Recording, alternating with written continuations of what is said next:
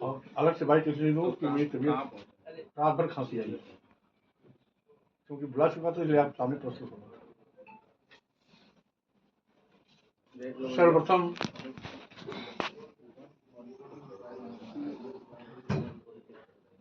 फतेहपुर जनपद के खागा कोतवाली में साधना मौर्य के सामूहिक बलात्कार का मुख्य अभियुक्त पुलिस इनकाउंटर में पकड़ा गया। जैसा कि पीड़िता से मिलने जाने के लिए मेरा कार्यक्रम पहले से निर्धारित था, लेकिन एसपी फतेहपुर के अनुरोध पर उस दिन मुझे यहाँ हाउस अरेस्ट रखा गया, जाने नहीं दिया गया। और ये अनुरोध के साथ ही अगर आप आएंगे तो जो हमें पूरी ताकत लगानी है अभियुक्तों की गिरफ्तारी में, वो बच जाएगी। उनके अनुरोध को देखते हुए मैं अपना प्रोग्राम निरस्त कर दिया था, लेकिन आज एसपी फतेहपुर को मैं बधाई इस बात के लिए देता हूँ कि जो उन्होंने कमिटमेंट किया था कि हमें मौका दीजिए, हम उसे गिरफ्तार करेंगे, आवश्यकता पड़ेगी तो इनकाउंटर भी करेंगे। हाफ इनकाउंटर हुआ, दोनों पैरों में गोली मारी और अभियुक्त को मोटरेड में पकड़ गिरफ्तार भी किया। लेकिन एक दूसरी चिंतनीय विषय है जो योगी सरकार के कानून व्यवस्था को कटघरे में खड़ा करती है। क्या न्याय के लिए जनता सड़क पर उतरेगी तभी न्याय मिलेगा? क्या कानून अपनी नैतिक जिम्मेदारी से भागेगा? क्या योगी सरकार अपराधियों को इसी प्रकार से संरक्षण आगे भी देती रहेगी? और चौथी चीज, पीड़ित परिवार से लोगों या जनप्रतिनिधियों का न मिलने देना ये साफ साफ स्पष्ट करता है कि सरकार पीड़ितों के पक्ष में नहीं है, क्योंकि पीड़ित परिवार के साथ संवेदना व्यक्त करना, दुख की घड़ी में उसके साथ खड़ा होना, उसके आंसू पोंछना सरकार को नागवार गुजरती है। इसीलिए विभिन्न राजनीतिक पार्टियों के प्रतिनिधियों को पीड़ित परिवार से मिलने से रोकने की सरकार लगातार नापाक कोशिश कर रही है। यही क्रम शिल्पी हत्याकांड मल्लावा हरदोई में हुआ। यही पूरी तरीके से गाजीपुर करंदा थाने में निशा विश्वकर्मा के साथ पीड़िता के साथ हुआ। और यही बात फतेहपुर जनपद के सामूहिक बलात्कार की पीड़िता साधना के मामले में भी हुआ। आज आखिर योगी सरकार की वो कौन सी कमजोरी है जो हर जगह अपराधियों के साथ खड़े दिखाई पड़ते हैं? क्या ऊपर से इस बात का दबाव है कि अपराधियों को संरक्षण दिया गया, या ऊपर से ये नीति तय की गई है कि एक वर्ग विशेष के लोग कितने भी कुख्यात अपराधी क्यों न हो,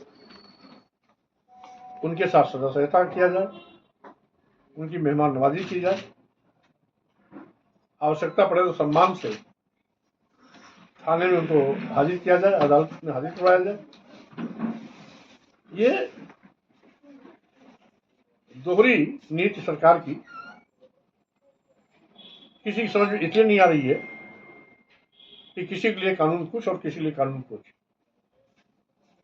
किसी अपराधी के घर में बुलडोजर चलता है और किसी को ससम्मान लंबा समय देकर के कोर्ट में हाजिर होने का उसे मौका दिया जाता है।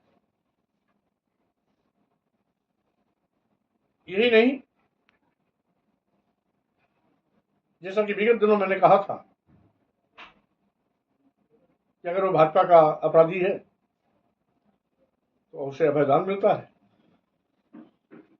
और अगर भाजपा से उसका लगाव नहीं है या मजबूत कहीं जान पहचान नहीं है तो उसे अगर बुलडोजर भी चलता है, इनकाउंटर भी होता है। ये बहुत दुखद है। कानून को स्वतंत्र रूप से अपने कार्य करने की पूरी छूट मिलनी चाहिए, जिससे कि कानून का हनक कायम रहे और कानून का हाथ अपराधियों के गिरबान तक पहुंचे। आज जिस तरीके से उत्तर प्रदेश की कानून व्यवस्था ध्वस्त हुई है तो अपने आप में चिंतनीय है, और योगी सरकार जी को इस हकीकत को स्वीकार करना चाहिए। जीरो टॉलरेंस की बार बार बात कह के बचकानी हरकत नहीं करनी चाहिए।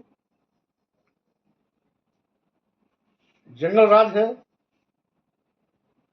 प्रदेश गुंडा राज में परिवर्तित हो गया है।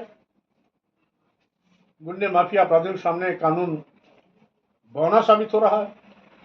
आवश्यकता है इस बात को स्वीकार कर कानून व्यवस्था को सुदृढ़ बनाने का, कानून को उन्मुक्त होकर काम करने की छूट देने का, और अपराधियों के साथ बिना किसी मुरुवत के कानूनी कार्रवाई करने का। यद्यपि 9 तारीख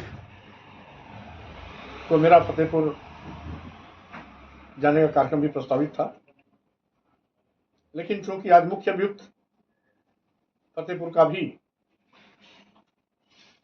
इनकाउंटर में गिरफ्तार हुआ है, इसलिए फिलहाल 9 मई को जाने का कार्यक्रम अभी स्थगित कर रहा हूं। हाँ, इतना जरूर है कि कल पीड़ित महिला का सोशल मीडिया के माध्यम से एक वक्तव्य आया है और फोटो भी वायरल हुई है, जो अत्यंत चिंतनीय है। उसने अपनी वेदना व्यक्त की है कि मुझे और मेरे परिवार को रिश्तेदारों से भी मिलने नहीं दिया जा रहा है। यानी ऐसे दुख की घड़ी में किसी की हत्या हो या कोई बहन बेटी बलात्कार दुराचार की पीड़िता हो या किसी के यहां अन्य कोई बड़ी घटना घटित हो, तो संवेदनशीलता के चलते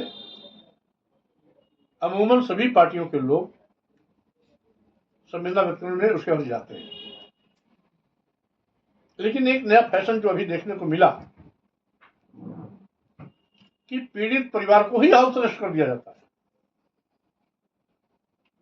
परिवारीजन से, नातेदारों से न मिलने देना इनडायरेक्ट वे में पीड़िता को ही हाउस अरेस्ट करना जैसा है। मैं इसकी घोर निंदा करता हूं। और साथ ही साथ माननीय मुख्यमंत्री से मेरी मांग है कि